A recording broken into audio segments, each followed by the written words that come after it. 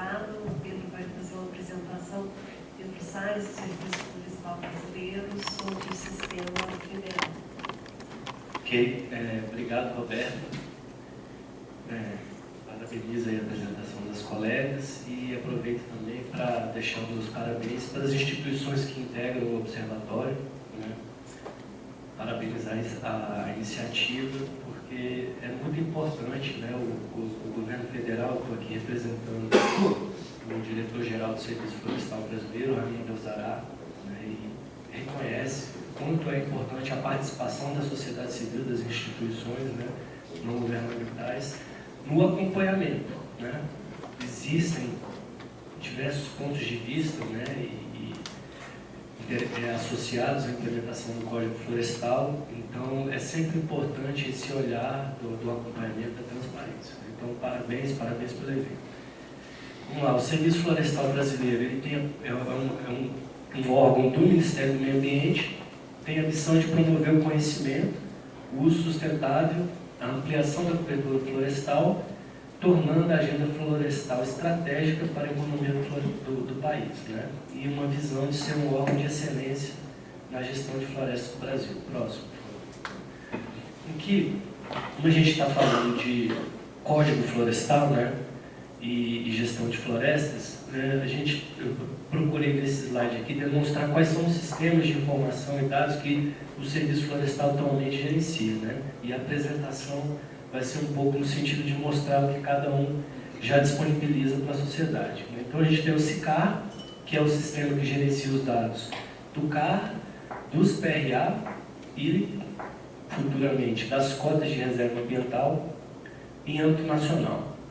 Além disso, o Sistema Nacional de Informações Florestais, né, eu vou explicar um pouco mais o que é, o Cadastro Nacional de Florestas Públicas, o Inventário Florestal Nacional, que também é previsto no Código Florestal, o Sistema de Cadeia de Custódia, uma aplicação integrada ao Sistema DOF, né, que já foi comentado aqui hoje, que controla a origem dos produtos florestais aplicada nas concessões florestais, né? E também o Laboratório de Produtos Florestais do Serviço Florestal. Próximo, por favor. O ranking do Ministério Público foi citado aqui, e eu achei importante trazer esse slide, porque o Serviço Florestal conseguiu uma avaliação que nós consideramos condizente com o esforço que temos empreendido para disponibilizar as informações que a instituição gerencia para a sociedade, né? Ficamos com uma avaliação no segundo lugar, geral, e entre as instituições da União também, atendendo a praticamente todos os quesitos que são avaliados. Próximo. Vou apresentar um pouco as nossas entregas e os acessos, né? Então, em relação ao cadastro de florestas públicas, né, nós temos aqui o site do Serviço Florestal Brasileiro, o cadastro de florestas públicas criado na Lei de Gestão de Florestas Públicas de 2006, é um instrumento importantíssimo para a concessão de florestas, para o uso do manejo, né, por meio do manejo, e também para disponibilizar informações para a sociedade sobre a situação de cada gleba pública do país, né, aquelas que já estão destinadas, por exemplo, para algum uso, por exemplo, a uma unidade de conservação, e aquelas, por exemplo, que não foram destinadas após uma ação arrecadatória pelo Estado, né? Então, está lá no site do Serviço Florestal Brasileiro.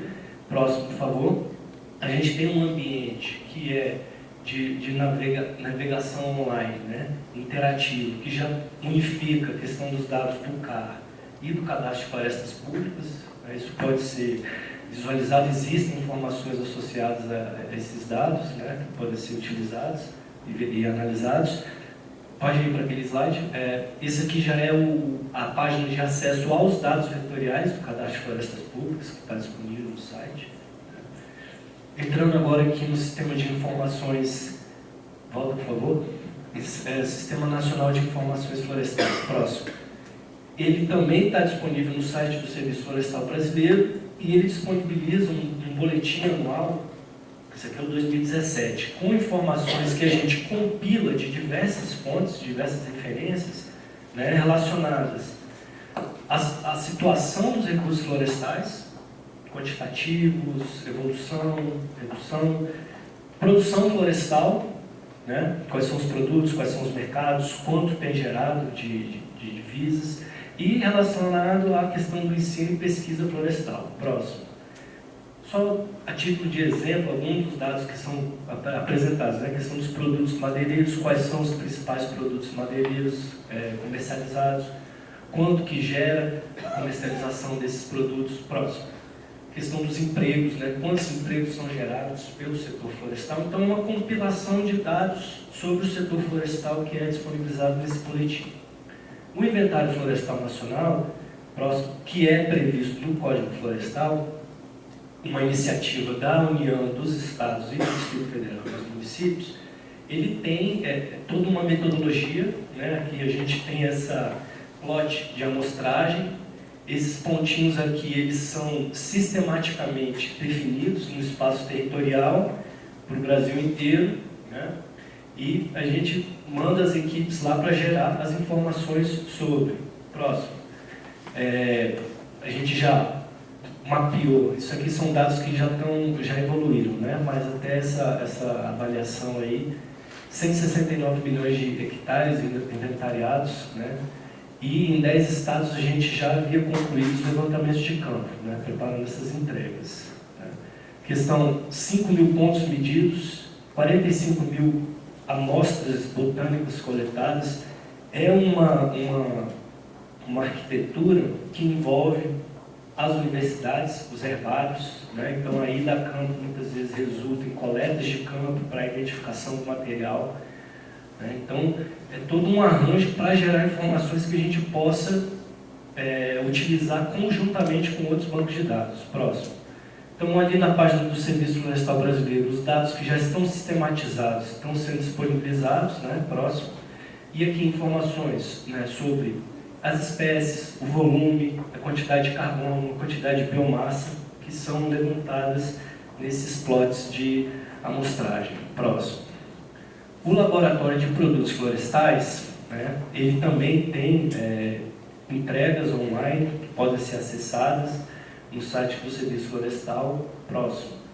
Por exemplo, banco de dados sobre as madeiras brasileiras. Aqui a gente tem chaves de busca.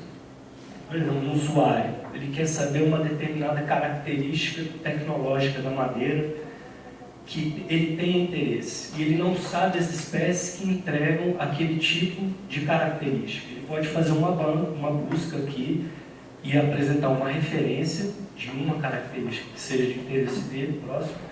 E o sistema faz um levantamento das espécies que tem aquela característica. Próximo. E apresenta a ficha tecnológica da madeira, certo?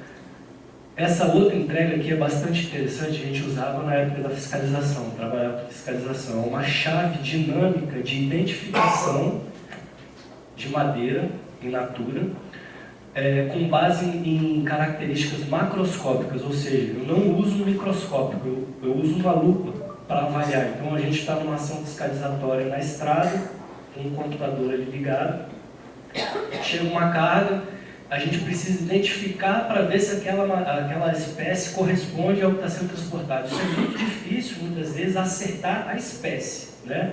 Mas esse produto aqui, ele auxilia a identificar situações em que não é a espécie, por exemplo. Então, eu pego algumas características que estão nítidas para mim, com a minha expertise ali, a avaliação, e inserindo ela nessa chave, ela já me diz que, ó, essas características aqui são dessas espécies.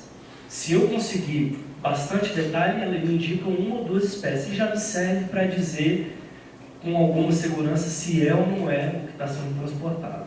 Isso está disponível também no site para quem quiser instalar um computador e fazer essa utilização. Próximo. Em relação às concessões, né, que também teve uma avaliação muito boa no ranking do Ministério Público.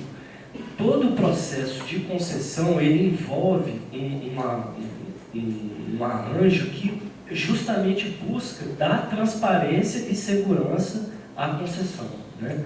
Então existe toda uma fase pré-edital, pré-lançamento do edital, né? Lá em cima, a gleba tem que estar no cadastro de floresta pública.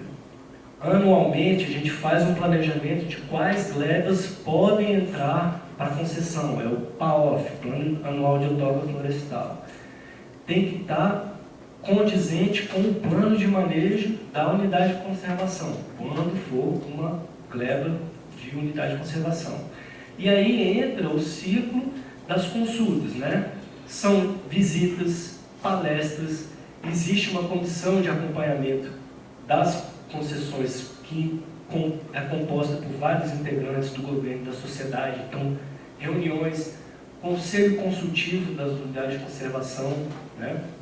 E aí é que ocorre a publicação, né, as audiências públicas e a publicação do edital, né? Tudo isso divulgado, né, tudo isso disponível na internet, e então as fases de seleção da empresa, contratação e finalmente aí sim a parte de execução. Próximo.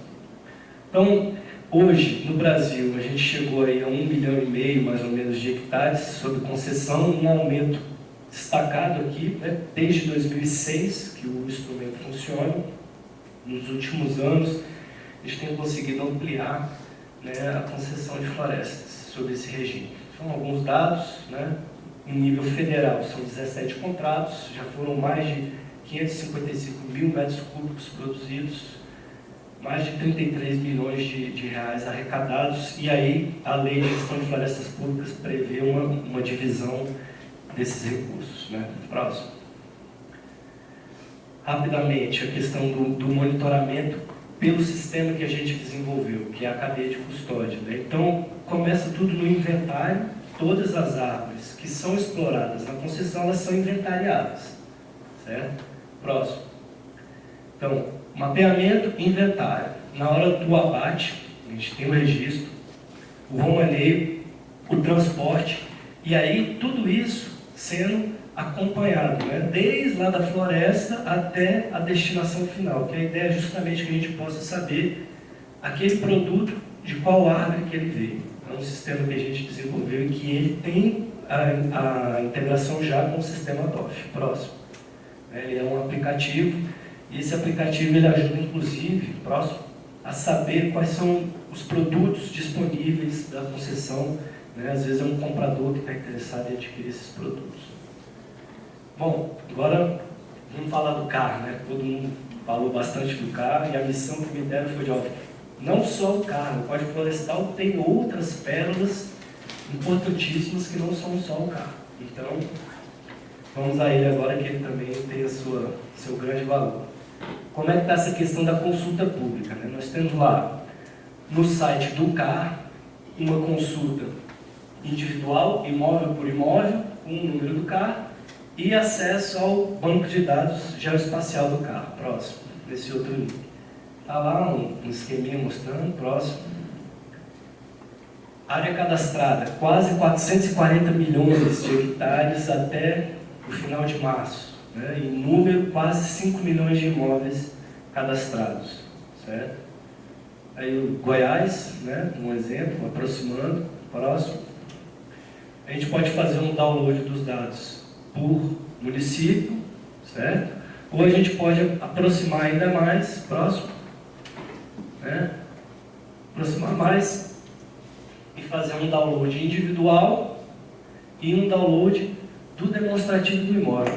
Eu queria aproveitar aqui, Roberto, o Gerdes Paravé, que ele comentou que estava tendo alguns problemas de download de informações da base do CAR, né? Eu ia perguntar para ele como é que era um pouco mais esse detalhe, né, desses problemas. Se alguém souber depois, né, do que é, qual foi o problema enfrentado. Ele falou que estava conseguindo fazer só dos limites, não das áreas. Pois é, ele falou isso, foi um pouco estranho, né? É possível que isso aconteça. Eu acho que é importante esse momento aqui para a gente trocar um pouco trocar as figurinhas, né? O que a gente disponibiliza é tudo que está no CAR, não só o limite, né, em termos de vetores. A gente pode fazer esse download individualmente ou por município. Agora, o que acontece? Existem estados que estão usando o pacote tecnológico que o Serviço Florestal Brasileiro vem desenvolvendo com a Universidade Federal de Lavras, e às vezes até com algumas melhorias que os estados têm implementado. E existem estados que integram essas informações, né?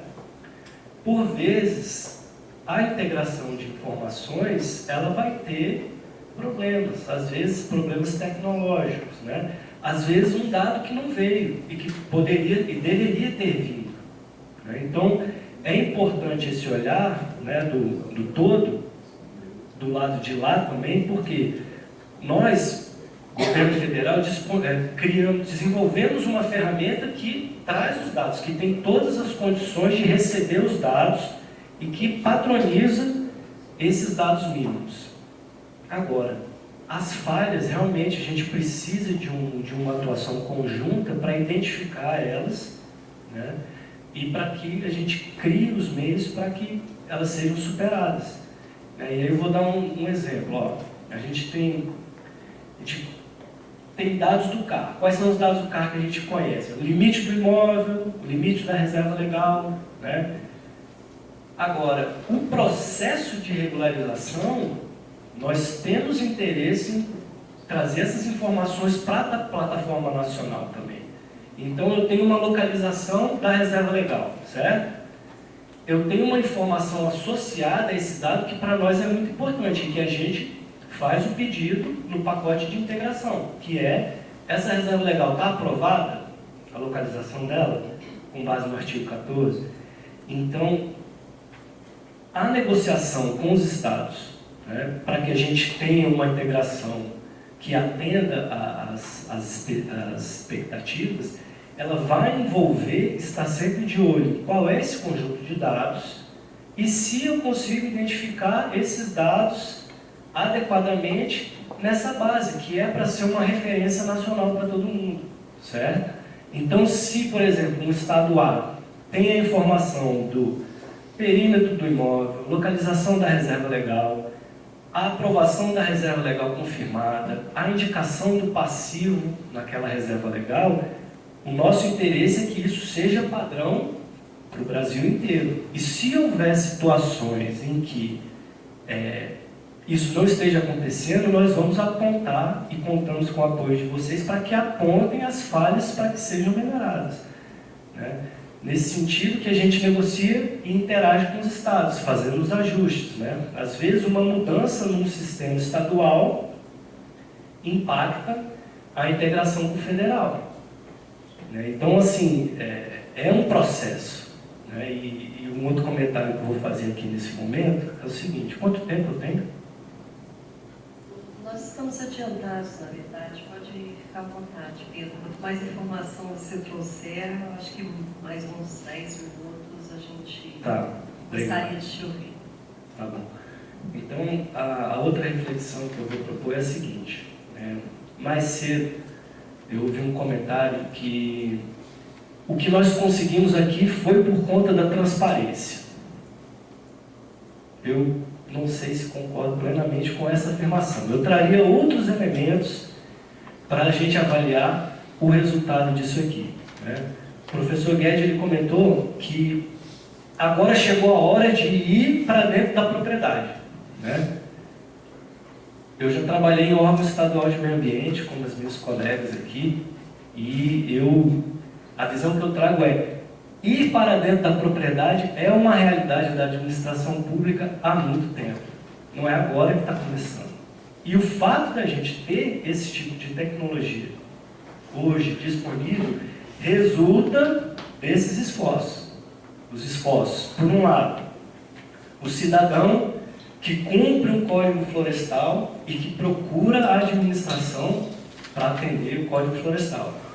E, por outro lado, a administração, que tem um conjunto de regras que ela precisa executar e que, para isso, ela cria procedimentos para receber as pessoas, certo?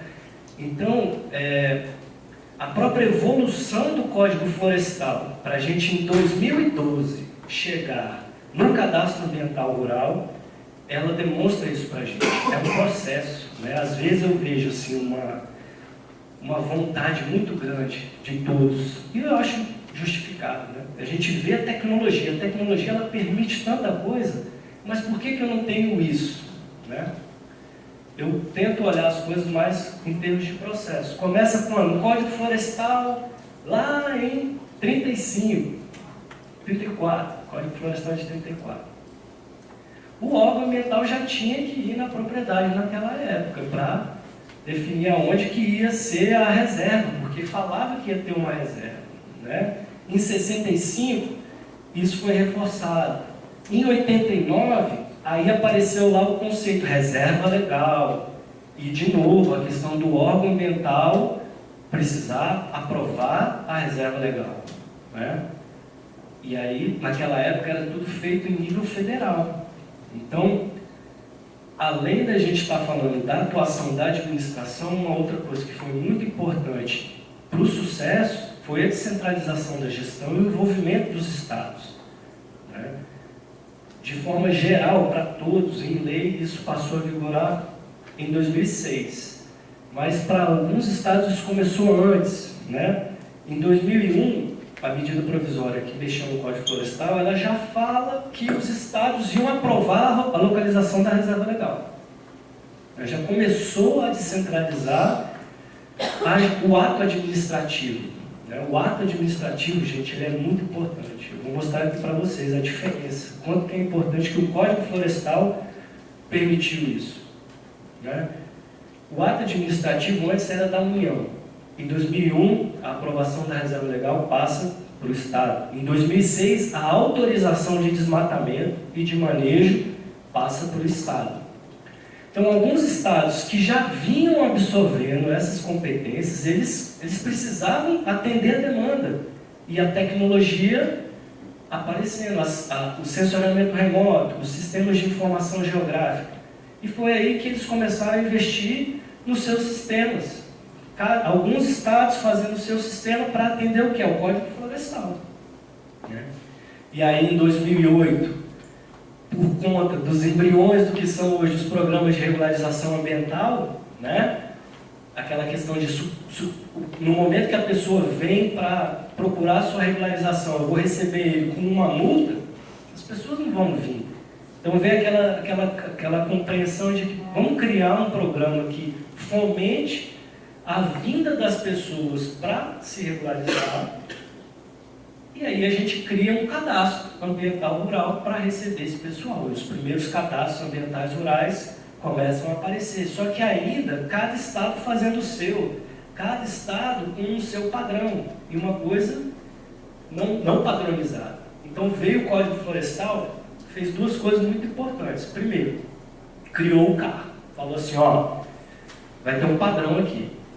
Eu costumo dizer que o Código Florestal não inventou a roda, o CAR não é a roda já existia. Agora ele disse o padrão da roda, a roda vai ter que ser desse jeito aqui, todo mundo vai ter que seguir esse padrão, certo? Isso foi uma grande vitória. A outra foi o ato administrativo de inscrição no CAR é federal, é um registro nacional, certo? Então, quem emite o recibo de inscrição é o governo federal como órgão gestor do CINIMA, porque o CAR é um cadastro vinculado ao Sistema Nacional de Informações Ambientais.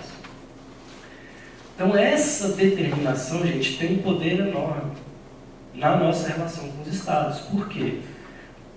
A autonomia e aí a importância da descentralização. O governo federal ele não teria perna para ir propriedade por propriedade.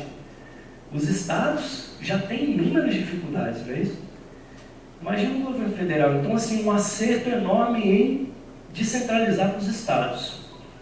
E, reconhecendo isso, a prerrogativa dos estados de fazer os seus sistemas, de ter os seus bancos de dados. Mas a forma de garantir o padrão, em última instância, é a emissão do recibo nacional a partir do momento que eu recebo aquele conjunto de dados mínimos para considerar que o cadastro atende aos parâmetros nacionais.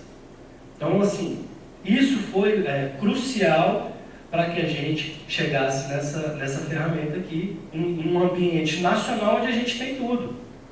É para ter tudo. Tem limitações? Tem. Vai evoluir?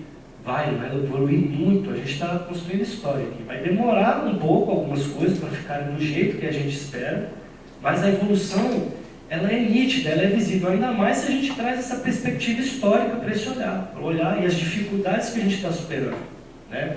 Então, o Código Florestal, ele trouxe essa questão do ato administrativo, e isso é importante.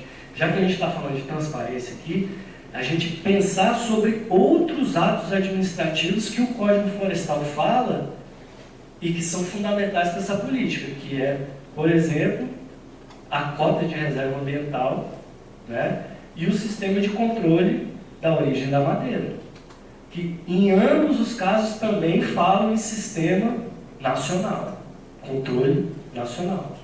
Então, a forma que nós estamos construindo a transparência, o governo federal contribuindo para a transparência das informações ambientais, ela se materializa nesse entendimento de que os estados são os atores principais na execução.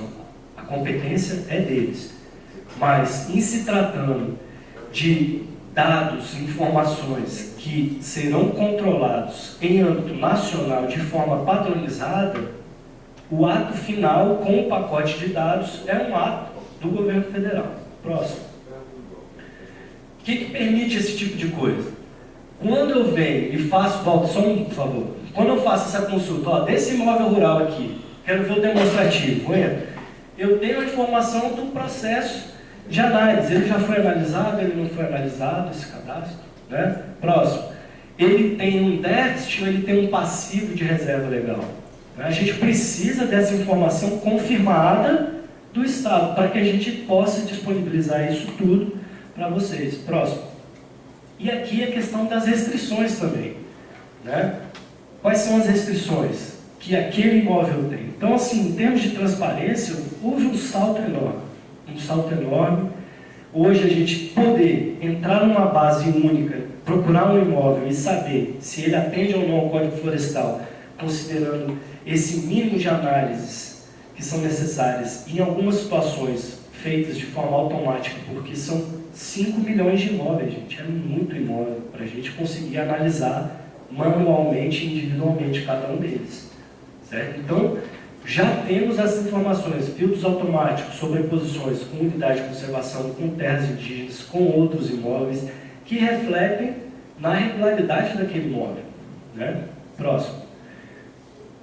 Isso aqui é uma outra coisa importante destacar da nossa parceria com o Estado do Pará, por exemplo. Mato Grosso também tem sido um parceiro na questão do sistema.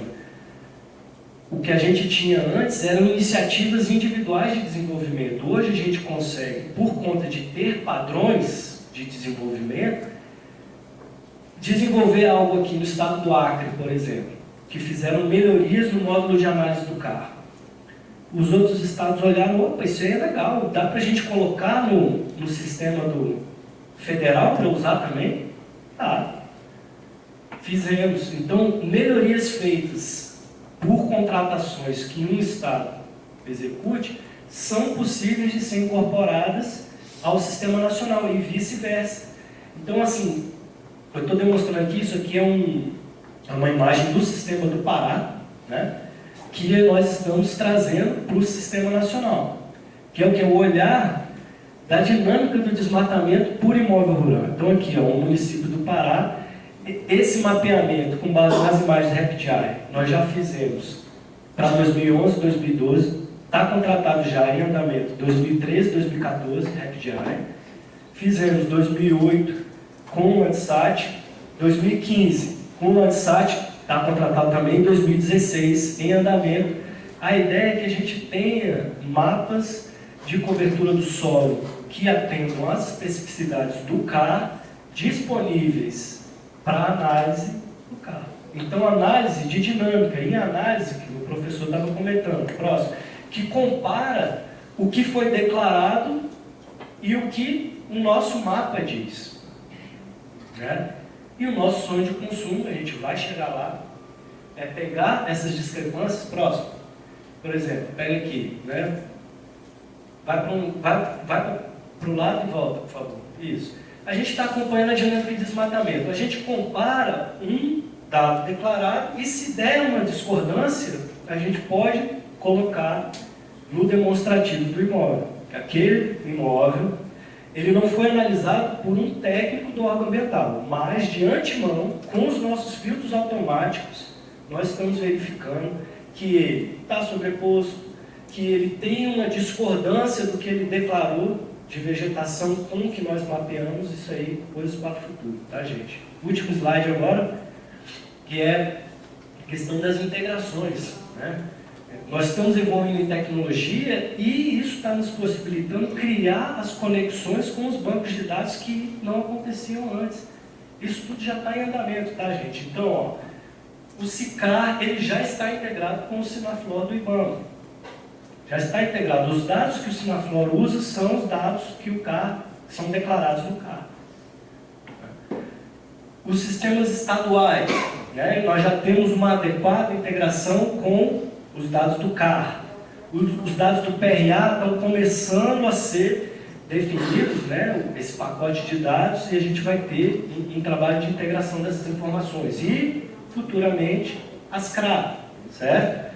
Sistema financeiro, já estamos em negociação, em discussão e construção da integração com o sistema que vai fazer a verificação de se tem CAR ou não, a situação do CAR para conceder o crédito rural.